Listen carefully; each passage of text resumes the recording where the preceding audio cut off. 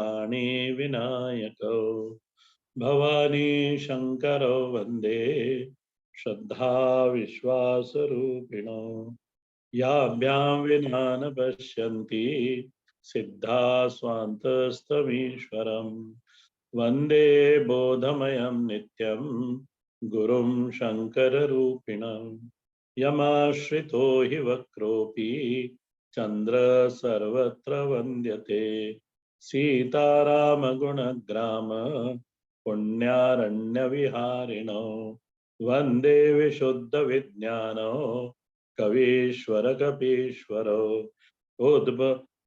उद्भव स्थिति संहार कारिणीं क्लेशहारिणीं सर्वश्रेयस्करीं सीतां नतोऽहं रामवल्लभाम् यन्मायावशवर्ति विश्वमखिलं ब्रह्मादिदेवासुरा यत्सत्त्वादमृषैव भाति सकलं रज्जो यथा हे भ्रम यत्पादप्लवमेकमेव हि भवाम् बोधे स्थितिर्षावताम् वन्देऽहं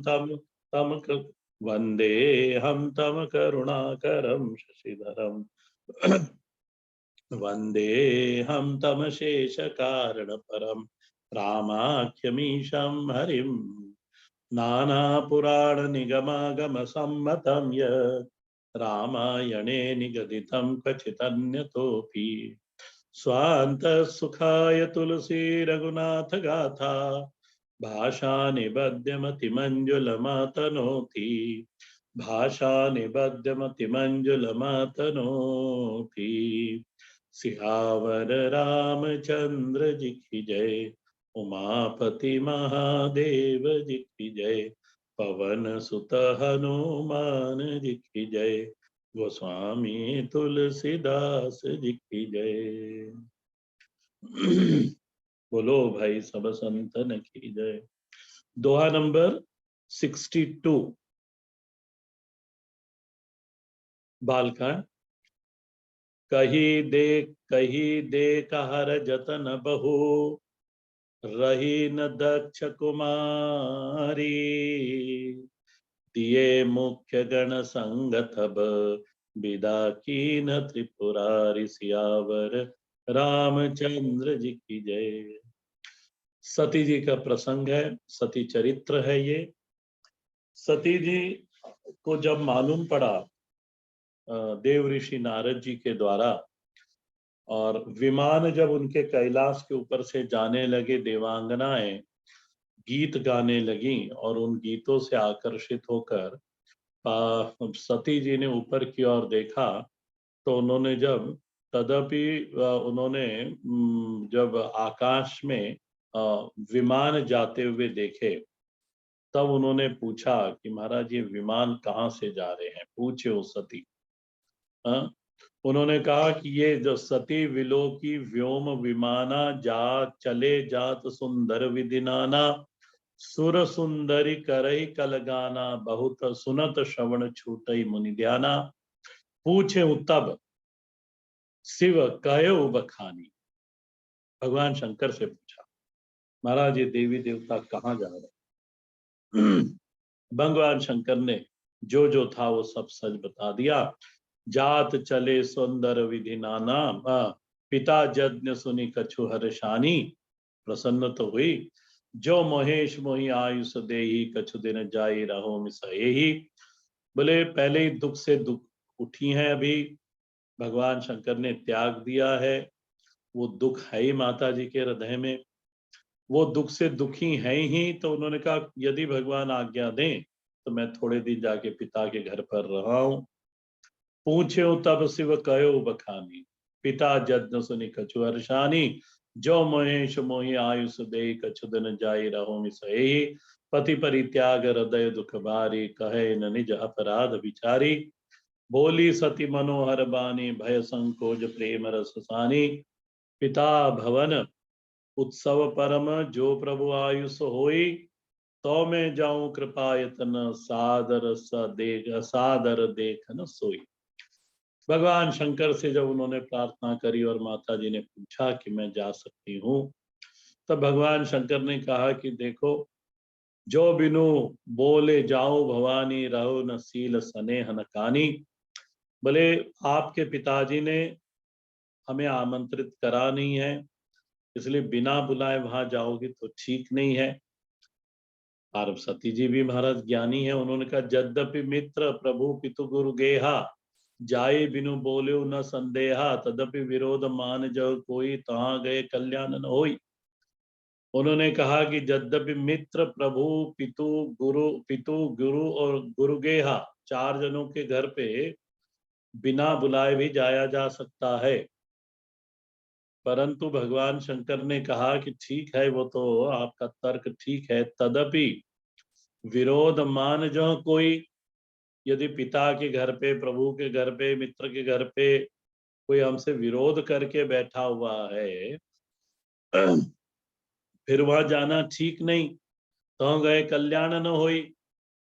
इस तरह से भांति अनेक शंभु समझावा, भावी बस न ज्ञान और आवा। सती जी के, क्योंकि भविष्य में जो घटना घटनी है ना, तो आप कितने बुद्धिमान हो, या जो भविष्य में तय हुआ हुआ घटना हुए, वो आपके निर्णय के द्वारा ही वो घटने वाला है। इसको पुराने लोग ऐसा कहते थे कि जब सिर फूटने वाला है, और वो सिर कहाँ से कहाँ फूटेगा, बोले घर के मगरे से ही सिर फूटना है, घर की छत से ही सिर फूटना है। तो हमारे ना वैसे ही विचार बनने लगते हैं, और हम जाके अपना सिर वहीं पर टकरा जाते हैं, अपने ही घर में अपना ही सिर फूटता है। ठीक इसी तरह से यहाँ पे गोस्वामी जी लिखते हैं कि भावी बस न ज्ञान और आवा। सती जी ऐसा नहीं कि समझदार नहीं, सती जी खूब समझदार है, दक्ष की कन्या है, परंतु मानो भावी बस, भावी यानी भविष्य में होने वाली घटना, भावी बस न ज्ञान और आवा। सती जी को महाराज यज्ञ में अपना देह त्याग करना है, ये घटना उनको मालूम, भगवान शंकर को तो खैर खूब मालूम है कि ये होने वाला है, तो भी मुझे समझाना चाहिए, उन्होंने समझाया, आगे जो होना सो तो होगा ही। तो भांति अनेक शंभु समझावा, और भावी बस न ज्ञान और आवा।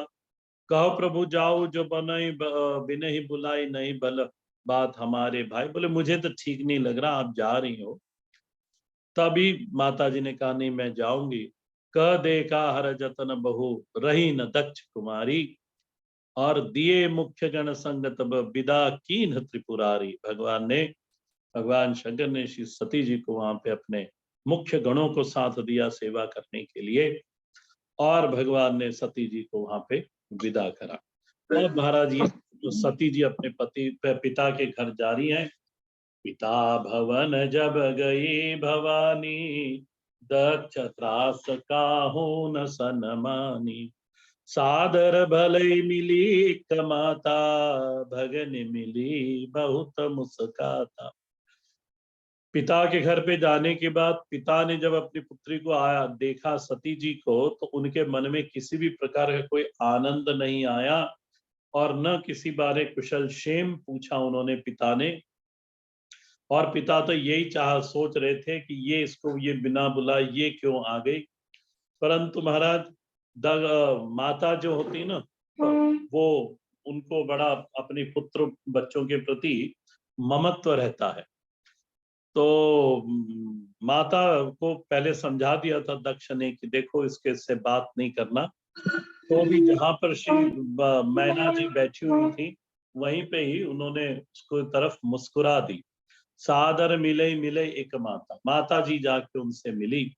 और जो बहनें थी ना, भगिनियों को भी समझा दिया था कि सती आए तो बिल्कुल किसी प्रकार का प्रतिक्रिया मत करना। तो जहां जहां बहनी भगिनियां बैठी थी बहनें, उन्होंने भगवान उसको सती जी को देख के मुस्कुरा दिया। तो भगिनी मिले बहुत मुस्कुराता, दक्ष न कछु पूछी कुशलाता, सती विलो की जरे सब गाता। और ये जो दक्ष था, इसके महाराज सती जी को देखकर जितने भी शरीर के अंग थे, वो यहाँ पे गोस्वामी जी लिखते हैं वो जलने लगे, यानी उसको बड़ी तकलीफ हुई सती जी को देखकर। सती जाई देख जब जागा, सती जी को कोई इतना ज्यादा उन्होंने उसकी तरफ ध्यान नहीं दिया। दक्ष के प्रतिक्रिया की तरफ सती जी सीधे जाती हैं और जाके देखती हैं, यज्ञशाला में जाती हैं। और यज्ञशाला में जब सती गई, सती जाई देखी जब जागा, कतौ न दीख शंभु कर भागा। वहां पे भगवान शंकर का भाग, यज्ञ भाग, जो भगवान शंकर का त्रिदेव का भाग प्रथम होता है, उसके अंदर विष्णु जी का प्रथम, भगवान शंकर का द्वितीय, तीसरा ब्रह्मा जी का भाग होता है, और बाकी इतर सभी देवताओं का भाग होता है। परंतु त्रिदेव में से भगवान शंकर का वहां भाग रखा नहीं था। तो तब चित चढ़े जो शंकर कहो, प्रभु अपमान समझ हृदय, पाछिले दुख निरदय अस व्यापा, असय बहु महापरितापा। और उन्होंने जब अपने पति के अपमान को देखा यज्ञ जी दक्ष के यज्ञ मंडप में, तब महाराज उनको भगवान की सारी बात याद आई। जब भगवान ने कहा था, तहां गयो कल्याण न होई, बोले वहां तुम जात रही हो पर सती तुम्हारा वहां कल्याण कहीं नहीं होगा। सारी बात भगवान शंकर की कही हुई माता जी के हृदय में प्रकट होती हैं। जब और फिर अपने जो पुराना दुख था भगवान शंकर के त्याग का, वो दुख तो महाराज जाता रहा, और ये जो दुख था उससे ज्यादा आक्रांत उनका हृदय हो गया। गोस्वामी जी लिखते हैं, यद्यपि जग दारुण दुख नाना, संसार में अनेक प्रकार के दुख हैं, और उन अनेक प्रकार के दुख की सबकी डिग्री अलग अलग होती है। यहाँ पे लिखा है, सबते कठिन जाति अवमाना। सबसे ज्यादा कठिन जो है वो आप जाति अवमाना, अपमाना। जाति अवमाना का अर्थ क्या होता है कि जब तुम किसी व्यक्ति के जीवन के ऊपर, हाँ, संबंध के ऊपर आप आक्षेप करो या अपमान करो, उसी को जाति अपमाना कहते। पति का पत्नी का पति का पति के सामने पत्नी का अपमान हो, और पत्नी के सामने पति का कोई अपमान करे, या माँ के सामने बेटों का कोई अपमान करे, इस तरह के जो संबंध के अंदर अपमान आते हैं वो उसको कहते हैं जाति अवमाना। अच्छा, इसके अंदर जाति अवमाना में ये भी कहना है कि ब्राह्मण का अपमान ब्राह्मण करता है तब भी ब्राह्मण को बड़ा दुख होता है, तो कि इसने मेरे को इस तरह से कहा, या कोई छोटी वर्ण वाला ब्राह्मण का अपमान करे तो वो भी जाति अवमान में आता है। तो उन्होंने कहा, सबते कठिन जाति अवमाना, सबसे ज्यादा कठिन जो है जाति अवमाना है। तो समझिसो सती भयो अति क्रोधा। सती जी को जब ये सिर्फ समझ में आई तो उनके हृदय में बड़ा क्रोध उत्पन्न हुआ। बहुविधि जननी कीन प्रबोधा। माता जी समझ गई कि महाराज इसको दुख हो, इसको बड़ा क्रोध उत्पन्न हुआ है। मैना जी ने खूब समझाने की कोशिश करी श्री सती जी को, पर शिव अपमान न जाय सही, रदन होई प्रबोध, सकल सभा सब ही हटी, सकल सबई हटी हट की, तब बोली बचन सक्रोध सियावर, रामचंद्र जी की जय। और कितना ही समझा दो, एक बार जब क्रोध आ जाता है ना, तो क्रोध से क्या है कि बुद्धि का नाश हो जाता है।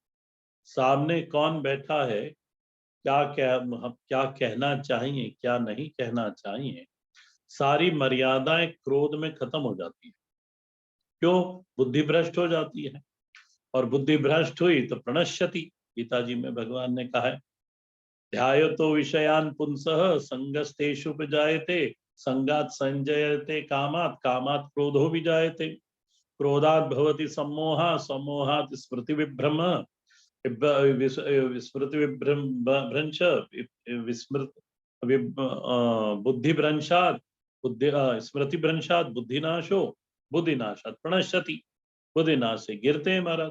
तो ठीक उसी तरह से माता जी ने खूब समझाने की कोशिश करी, परंतु महाराज शिव अपमान जाई सही, हृदय न होई प्रबोध, सकल सबई हटी हट की तब बोली बचन। सारे सभा के सामने हट पूर्वक जोर से महाराज नाराज हुई सभी लोगों के ऊपर, यहाँ तक अपने पिता पे तो हुई, जो ऋत्विक ब्राह्मण बैठे थे उन पे भी सती जी बड़ी नाराज होती है। कहती हैं, सुनहु सभासद सकल मुनिंदा, कही सुनी जिनी शंकर निंद, कही सुनी जिनी शंकर निंदा, सो फल तुरत लब सब काहू, भली भांति पछताव पिताऊ। बोले हे सभासदों सुन लो, सभा में जितने लोग बैठे हुए, मुनीश्वरों मुनिंदा आप लोग भी सुन लो, जो मुनि वर्ग भी बैठा हुआ है। आप लोगों ने भगवान शंकर के का अपमान होते देखा है, उनके अपमान होते उनकी निंदा सुनी है मेरे पिता के इसके द्वारा।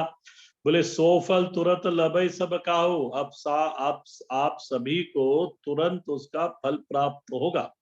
भगवान शंकर की निंदा सुनना, भगवान की शंकर की निंदा करना, बोले महाराज ये सब अपराध की श्रेणी में आता है।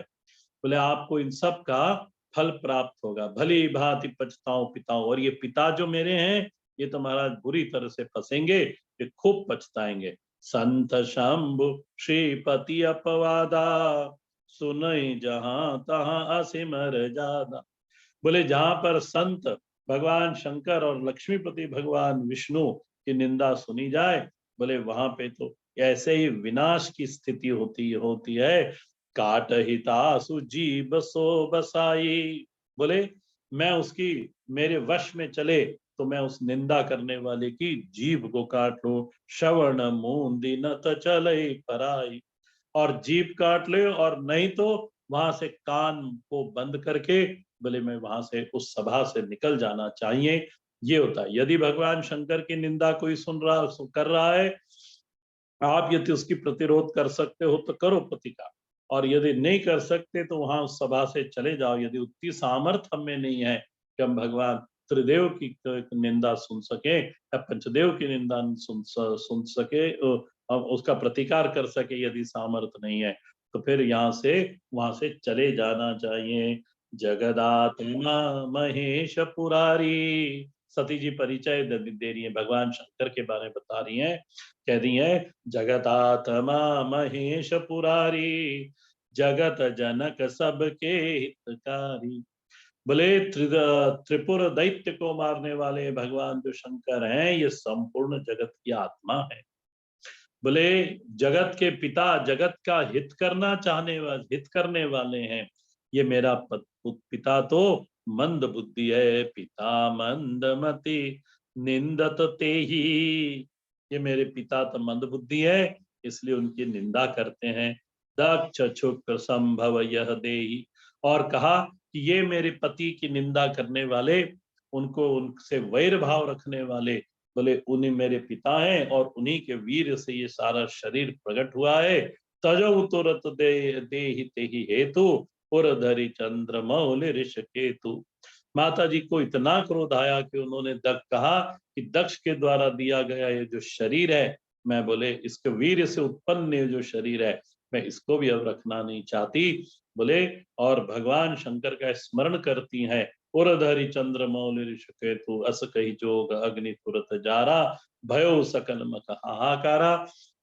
माता जी ने तुरंत योगाग्नि के द्वारा अपने शरीर को भस्म कर लिया, और सारे यज्ञ मंडप के अंदर वहां पे हाहाकार मचने लगा महाराज। सती मरण, सती मरण सुनि शंभुगन, लगे करन मख चीस, जद्न विध्वंस विलोक भृगु, रक्षा की न मुनीस, सियावर रामचंद्र की जय। सती मरण सुनि शंभुगन, जो गण साथ गए थे भगवान के, माता जी के, उन्होंने देखा कि सती जी ने देह त्याग कर लिया है। क्रोध के कारण उन्होंने, भगवान के अपमान के कारण देह त्याग करा है। तब उन्होंने उस यज्ञ को विध्वंस करना शुरू कर दिया। करण मख खीस, उन्होंने यज्ञ को नष्ट करना शुरू करा। यज्ञ विध्वंस विलोकी। अब भृगु जो थे ना, भृगु उसके अंदर ऋत्विक बने हुए थे। ब्राह्मण की स्थिति के, ऋत्विक की स्थिति में भृगु ऋषि बैठे हुए थे, और उन्होंने देखा कि महाराज यज्ञ का विध्वंस हो रहा है, और यज्ञ का कभी भी विध्वंस होना नहीं चाहिए। यज्ञ का एक अर्थ होता है सेक्रीफाइस, कि मनुष्य यदि किसी अपना बलिदान दे रहा है किसी अच्छे कार्य के लिए, तो वो कार्य पूर्ण होना चाहिए। तो उन्होंने बहुत प्रकार से उसकी रक्षा करी, पर महाराज वे भृगु ऋषि रक्षा करी तो, पर वो कर सके नहीं, क्योंकि आखिरी में यजमान तो मर ही जाता है ना। समाचार सब शंकर पाए, वीरभद्र करि कोप पठाए, यज्ञ विध्वंस जाइते कीना, सकल सुरन विधिवत फल दीना।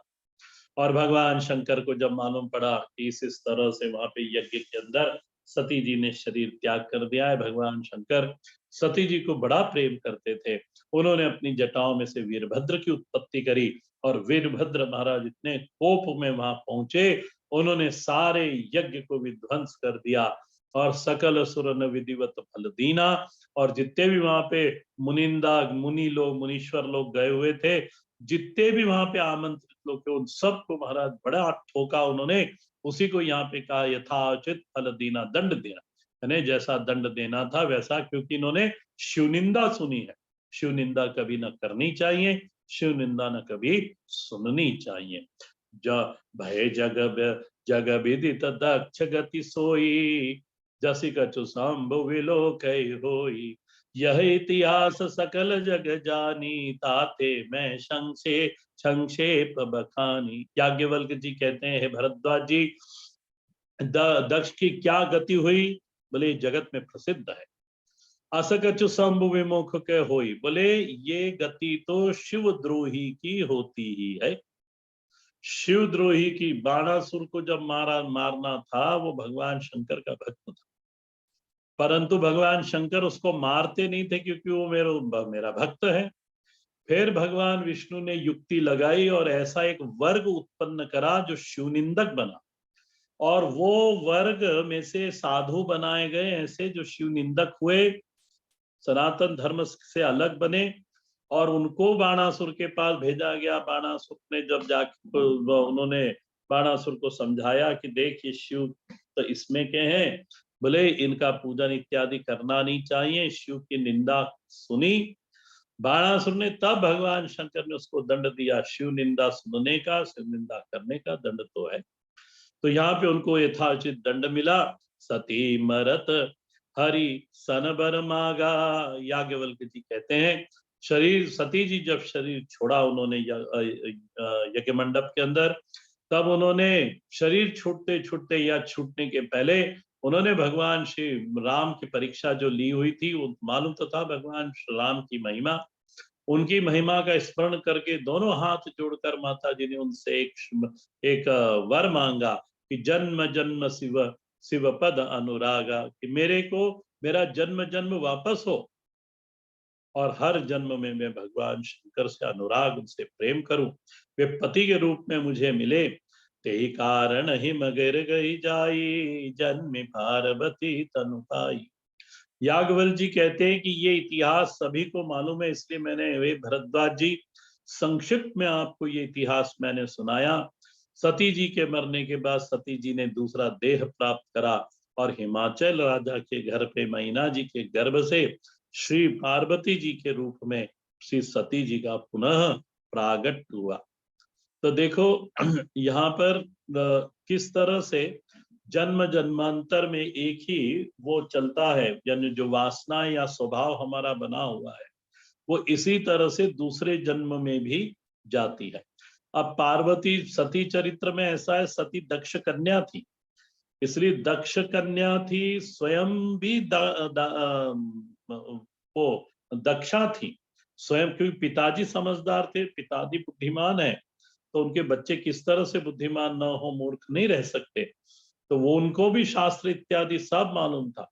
और क्योंकि वो बड़ी बुद्धिमान थी, समझदार थी, इसलिए वो किसी दूसरे की बात सुनती नहीं थी। वो सोचती थी कि जो मैं कहती हूं वही सही, जो मैं कहूं मैं करूं वो ही ठीक है, सामने वाला मेरे को कौन होता है समझाने वाला, मैं तो खुद समझदार हूं। इसको कहते हैं सती बुद्धि। ये दक्ष कुमारी की बुद्धि इस तरह से थी कि वो किसी का सुनना चाहती नहीं थी, वो स्वयं समझदार थी। ऑन द अदर एंड जब ये पार्वती जी के रूप में जन्मी, तब ये बड़ी अनुनय विनय के साथ, पूर्व जन्म का सारा वृत्तांत इनको याद था, इसलिए इस जन्म में वो बिल्कुल अनुनय विनय के साथ उनका जीवन रहा। वो सबकी बात सुनती थी, स्वयं समझदार थी, परंतु अपने जो विवेक था उसको सामने किसी के प्रकट करती नहीं थी। स्वयं जानती थी क्या सच है क्या गलत है, परंतु सामने बड़े बूढ़ों के सामने बड़ी मर्यादा के साथ रहती थी, उनकी बात मानती थी। ये पार्वती बुद्धि है। तो सती बुद्धि और पार्वती बुद्धि, इसके बीच में क्या हुआ, तो इसके बीच में ये घटना घटी, देह का परिवर्तन हुआ। देह के परिवर्तन होने के बाद उनको वापस पुनः जन्म लेना पड़ा। और अभी पार्वती जी को तो और तपस्या करनी, तब भगवान शंकर की प्राप्ति उनको होगी। तब ते उमा शैल ग्रह जाई, सकल सिद्धि संपत्ति तह छाई। जहाँ तह मुनि सुआश्रम कीन्हे, उचित बासहिम भूधर दीन। माता जी का, श्री पार्वती जी का वहां पे पर्वत के ऊपर, पर्वतराज हिमालय का जन्म होता है। तभी सकल सिद्ध संपत्ति तो छाई, जहां तहां मुनि सुआश्रम कीन्हे। आप सारे जो ये ऋषि मुनि यति योगी सन्यासी थे, इन्होंने पर्वत के ऊपर ही वास करना शुरू करा, क्योंकि वहां पे सती पार्वती का अवतार हुआ है। यही उचित स्थान है साधना करने के लिए। माता जी प्रसन्न होगी तभी न पिता की प्राप्ति होगी। इस तरह से ऋषि मुनि वहीं पर बैठते हैं और तपस्या करते। उचित उचित वास हिम भूधर दीने। और हिमाचल राजा ने भी सारे ऋषि मुनियों का स्वागत करा, उनको यथायोग्य स्थान देकर वहां पे स्थायी करा। सदा सुमन फल सहित सब, द्रुम नव नाना जाति, प्रगति सुंदर शैल पर, मनिया कर बहु भांति, सियावर रामचंद्र जी की जय। हिमालय के ऊपर, उस पर्वत के ऊपर नए नए प्रकार के वृक्ष सदा फूल और फल से लदे हुआ करते थे। और तरह तरह के मणि माणिक्य वहां पर अपने आप से जो अपनी रोशनी को प्रकट करते थे, अपना ज्ञान देते थे। किस काम में वह आते हैं वो भी उन लोगों को सबको बताते थे, क्योंकि आज माता जी जो प्रकृति पराम्बा है, वो स्वयं वहां पर निवास कर रही हैं। सरिता सब पुनीत जल बई, खग मृग मधुप सुखी सब रई। सहज बयुरु सब जीवन त्यागा, गिरि पर सकल करई अनुराग। सो शैल गिर जागृह आए, जिमि जनु राम भगति के पाए। नित नूतन मंगल गृह तासु, ब्रह्मादिक गावई जसु जासु। सरित सब पुनीत जल बही, खग मृग मधु सुखी सब रही। स नदियों के अंदर सुंदर जल प्रवाहित होने लगा। खग मृग जो पशु पक्षी थे वे आनंदित होने लगे। सहज बयरु सब जीवन त्यागा। और पशु पक्षियों ने आपस में अपना जो वैर था उसको उन्होंने त्याग दिया, और आपस में बड़े अनुराग के साथ, गिरि पर सकल करे अनुरागा, एक दूसरे के साथ प्रेम पूर्वक वहां पर्वत पर वे रहने लगे। सोह शैल गिर जागृह आए, पार्वती जी के घर में आ जाने से इस तरह से पर्वत की महिमा, पर्वत की शोभा दोनों चीज बढ़ गई। जिमि जग राम भगति के पाए, जैसे किसी भक्त को या साधक को भगवान की भक्ति प्राप्त करने के बाद उसका बड़ा महिमा मंडल होता है, उसकी बड़ी महिमा, उसके जीवन की शोभा बढ़ जाती है। ठीक उसी प्रकार पर्वतराज हिमालय के घर में नए नए उत्सव होने लगे। ब्रह्मा जी उनका यश गाया करते थे। नारद समाचार सब पाए, कौतुक कीन गिरि ग्रह सिधाए। शैल राज बड़ आदर कीना, पद पकारी बर आसन दीना। उसी समय वीणा बजाते, हरि गुण गाते श्री नारद जी महाराज वहां आकाश मार्ग से निकले। उन्होंने अपने पिता ब्रह्मा जी से सुना था कि पार्वती जी पर सती का जन्म पुनः पार्वती के रूप में हिमाचल राजा के वहां हुआ है। तो वहां महाराज आज माता जी के दर्शन करने श्री नारद जी पहुंचते हैं। शैल राज बड़ा आदर कीना, पद पखारी बर आसन दीना। वर आसन दीना इन्हें बड़ा श्रेष्ठ आसन दिया। और नारद नारी सहित मुनि पद सिर नावा, चरण सलील सब भवन सिचावा। उन्होंने उनके चरण पर चरण वंदना करी, पाद प्रक्षालन करा, पाद पूजन करा। और जो शेष उसका चरणामृत रहा वो सारे महल के अंदर उन्होंने भवन में छिटवा दिया। निज सौभाग्य बहुत गिरि बरना, सुता बिलो की मेली मुनि चरणा। सुता बोली मेली मुनि चरणा। अपने आज नारद ऋषि देव ऋषि नारद का आना, उन्होंने कहा ये मेरे भाग्य है, मेरा सौभाग्य है कि ऋषिवर आप मेरे घर पधारे हैं। उन्होंने अपनी पुत्री को बुलाया, छोटी सी पार्वती जी थी, उनको बुलाया और उनके चरणों पे उनको अर्पित कर दिया, चरण वंदना कराई, प्रणाम करवाया। त्रिकालज्ञ सर्वज्ञ तुम, गति सर्वत्र तुम्हारी, कौशिता के दोष गुण, मुनिवर हृदय विचारी, सिया रामचंद्र जी की जय। उन्होंने कहा, हे मुनीश्वर, हिमाचल राजा प्रार्थना करते हैं कि आप त्रिकालदर्शी हैं महाराज, आप सर्वज्ञ हैं, आप आपकी सब जगह पहुंच है, माने आपकी अव्याहत गति है, आप सभी दूर जाते हैं, अतः आप बहुत ज्ञानी हैं, ऐसा कहने में कहीं वो नहीं है। बोले अतः आप विचार करके कन्या के गुण और दोष कहिए। कह मुनि भी हसी गूढ़ मृदुबानी, सुता तुम्हारी सकल गुण खानी, सुंदर सहज सुशील सयानी, नाम उमा अंबिका भवानी। भगवान श्री ऋषिवर ने उनका नामकरण भी कर दिया और कहा, आपकी कन्या बड़ी सुशील है, समझदार है, बड़ी गुणों की खान है महाराज। सबल छन संपन्न कुमारी, होई संत पिय पिय पियारी। उन्होंने कहा कि ये सारे सुलक्षण, सारे गुणों से संपन्न है, सदा पति की बड़ी प्यारी रहेगी, होई संतत सतत पिय पियारी, सदा अचल एहि कर अहिवाता, सदा अचल एहि कर अहिवाता, एते तासु पै पितुमाता। बोले इसका जो सुहाग है ना, वो अमर रहेगा, अखंड सौभाग्यवती रहेगी। इसलिए सौभाग्यवती कन्या स्त्रियां और जो कन्याएं विवाह योग्य हो गई, उन लोगों के लिए गौरी पूजन बिल्कुल विशेष होता है। जैसे अब कल से श्रावण लगेगा, तीसरे दिन तीज का त्योहार है, तीज के दिन भी किसका पूजन होता है? श्री पार्वती जी का पूजन होता है। सौभाग्यवती स्त्रियां पार्वती जी का पूजन करती हैं।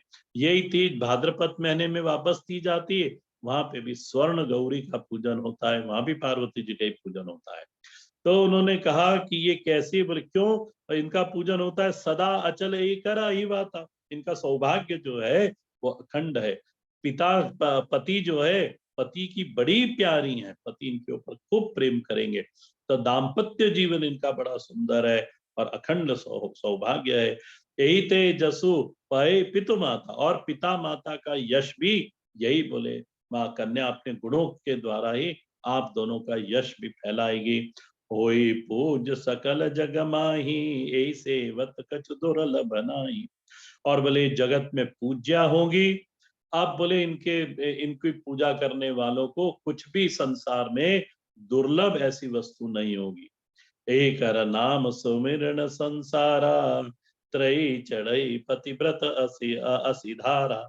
और उन्होंने कहा कि इनका नाम स्मरण सारा जग में, जग के संसार के लोग पार्वती जी का नाम स्मरण करेंगे, और पतिव्रता स्त्रियां इनका नाम ले लेकर तलवार की धार पर चढ़ जाएंगी, तो भी महाराज उनका पैर खटेगा नहीं, क्योंकि जिस तरह का पतिव्रत पार्वती जी का है, वैसा ही स्त्रियां उनकी सौगन खा खा के स्वयं के पतिव्रत को सिद्ध करने वाली है। इस तरह से यहाँ पे नारद जी ने बहुत सारी बात बताई। उन्होंने कहा, सहेल सुलक्षण सुता तुम्हारी, सुनहु ते अब अवगुण दुई चारी। बोले अभी तक मैंने इसकी प्रति बड़ी प्रशंसा करी, सारे गुणों के बारे में बताया, अब दो चार जो अवगुण है वो भी सुन लो। अवगुण अमान अगुण अमान बातु पितु हीना, उदासीन सब संशय छीना, जोगी जटल अकाम मन, अनग अमंगल वेश, अस स्वामी यही कर मिलही, परिहस्त असिरेख सियावर रामचंद्र जी की जय। पर श्री नारद जी मुस्कुराते हुए कहते हैं कि महाराज इसको जो पति मिलेगा ना, वो कैसा होगा मालूम? बोले अगुण, गुणहीन, अमान, जिसका कोई मान नहीं, कोई यश कीर्ति नहीं उसकी, वो मातु पितुहीन, जिसके न माँ का ठिकाना न पिता का ठिकाना, कोई मालूम ही नहीं किसका पुत्र है, कोई कुटुंब का कोई। उदासीन, उदासीन कैसा? न महाराज इसको रहने की का रहने किस तरह से जीना चाहिए, किस तरह से व्यवहार करना चाहिए, कोई ढंग मालूम नहीं महाराज, उदासीन होके बस समाधि में स्थित रहता है, संशयहीना। और संशयहीना का यहाँ पे अर्थ देखो, लापरवाह का है कि किसी प्रकार की कोई परवाह नहीं, बोले एकांत में जहाँ पड़े पड़े ही हैं बस, इस तरह से। बोले जोगी होगा वो जोगी जटिल, जटाधारी होगा, अकाम, किसी हृदय में किसी प्रकार की कोई कामना नहीं होगी, और अकाम मन, अनग, अमंगल वेश, और बिल्कुल कपड़े शरीर पे कोई वस्त्र नहीं होगा, अमंगल वेशधारी होगा, माने भस्म और हड्डियों की माला धारण करेगा। ऐसा जो ऐसा वर इसको मिलेगा। अस स्वामी यही कही मिलही, परिहस्त असिरे। इसके हाथों में इस तरह की रेखा है, इसका पति इस तरह से होगा। महाराज जब माता पिता ने इस तरह से सुना कि मेरी पुत्री को इस तरह का पति मिलेगा, तब महाराज वो बड़े दुखी हुए। सुनि मुनि गिरा सत्य जिय जानी, दुखी दंपति ही उमा हर्षानी। क्योंकि माता पार्वती तो जानती थी ना कि ये भगवान शंकर ही मेरे को मिलेंगे, इसलिए वो तो हर्षानी, उमा हर्षानी। पर दुखी कौन हुए? माता पिता दुखी हुए। हर माता पिता चाहता है हमारे बच्चे सुखी हो, वैवाह सारे यश कीर्ति धन ऐश्वर्य उनके पास हो, और उनका वैवाहिक जीवन भी बड़ा अच्छे से चले। हर माता पिता की कामना रहती। ठीक उसी प्रकार हिमाचल राजा और श्री मैना जी की भी यही इच्छा है कि हमारे जो बालक हैं, जो बिटिया है, उसका सौभाग्य भी हो, ऐश्वर्य भी प्राप्त हो, और बोले अच्छे घर में ब्याह है। पर अब आगे भाग्य में तो जब लिखा ही ऐसा है, तो वो भाग्य को कौन टाल सकता है। थोड़ा बहुत उपाय बताएंगे, जिस तरह से ज्योतिष लोग आप लोगों को भी उपाय बताते हैं। नारद जी भी ज्योतिषों के ज्योतिष है महाराज, ये भी अब उनको कुछ उपाय बताएंगे। क्या उपाय बताएंगे इसको हम अगली कक्षा में देखेंगे। हर हर महादेव। श्री राम राम रामेति रमे रामे मनोरमे।